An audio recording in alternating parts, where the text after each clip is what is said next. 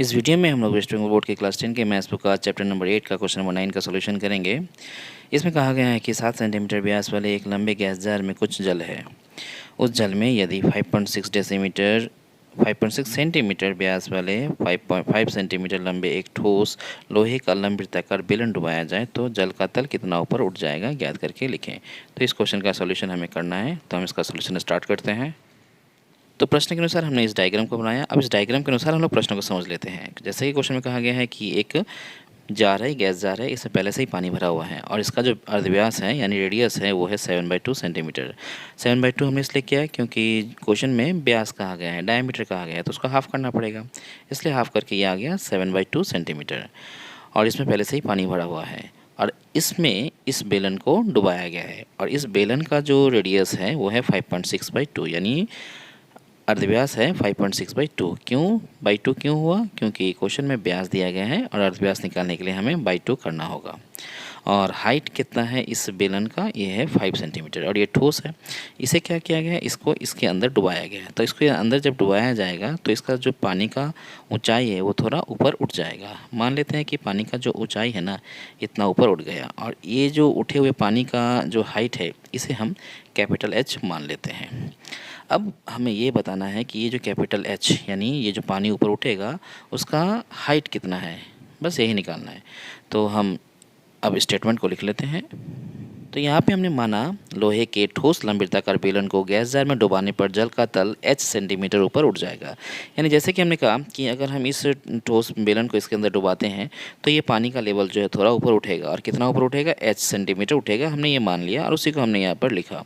अब हम चाहते हैं कि ये जो पानी ऊपर उठेगा ना, ये पानी जो इस बेलन को डुबाने के बाद जो पानी ऊपर उठेगा हम इसका वॉल्यूम निकालना चाहते हैं, आयतन निकालना चाहते हैं। तो इसका आयतन कितना होगा? पाई r² H होगा और r की जगह पे हमें कैपिटल R का इस्तेमाल करना पड़ेगा, H की जगह पे हमें कैपिटल H का इस्तेमाल करना पड़ेगा। तो हम ये ऊपर उठे हुए जल का आयतन निकाल लेते हैं। तो लिखेंगे गैस जार में लोहे के ठोस बेलन को डुबाने के बाद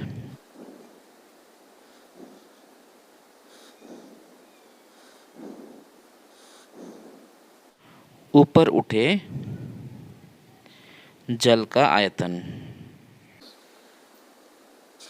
तो फॉर्मूला क्या होगा? Pi capital R² into H, क्योंकि इसमें हमने रेडियस को कैपिटल R से डिनोट किया है और हाइट को H से लिखा है, H माना है।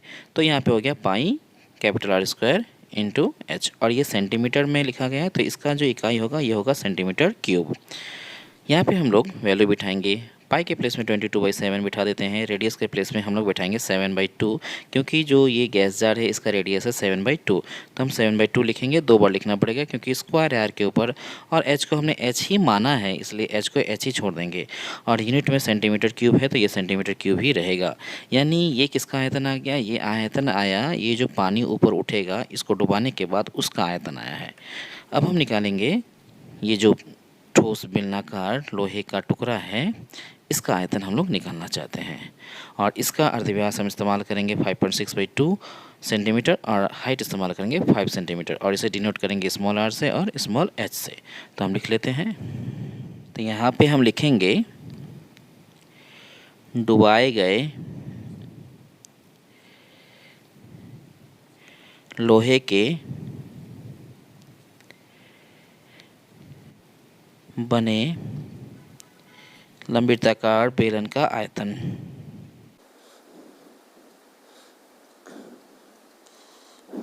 और इसका फॉर्मूला होगा pi small r² into H।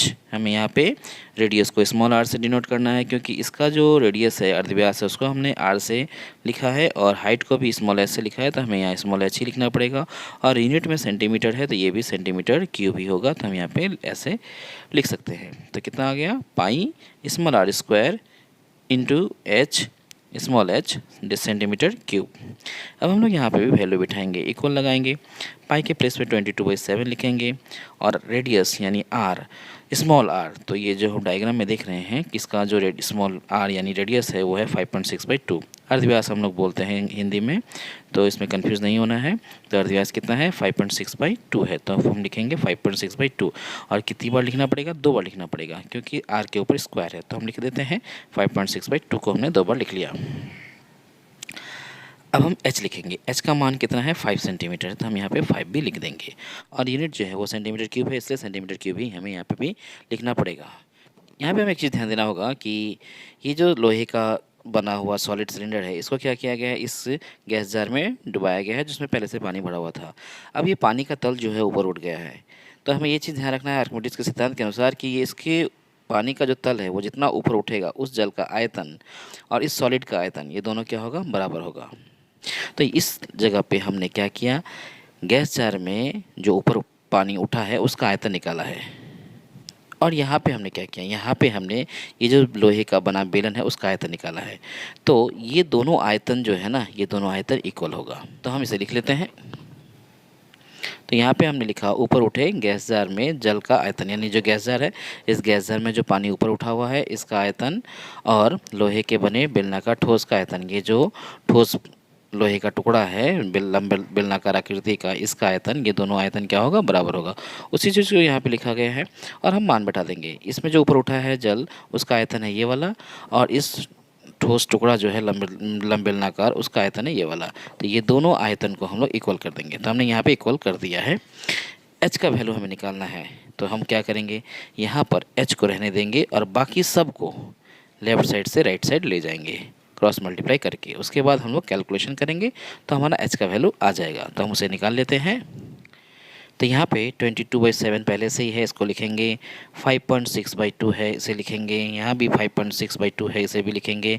Into 5 है, यहाँ लिखेंगे।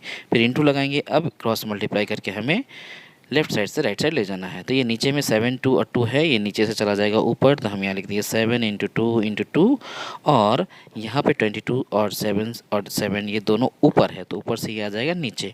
तो हम यहाँ पे इंटू देके लिखेंगे 22 × 7 × 7। अब हम यहाँ पे कैंसिलेशन करना चाहते हैं, तो कैंसिलेशन करने के पहले हम इन दोनों पॉइंट को रिमूव कर लेते हैं।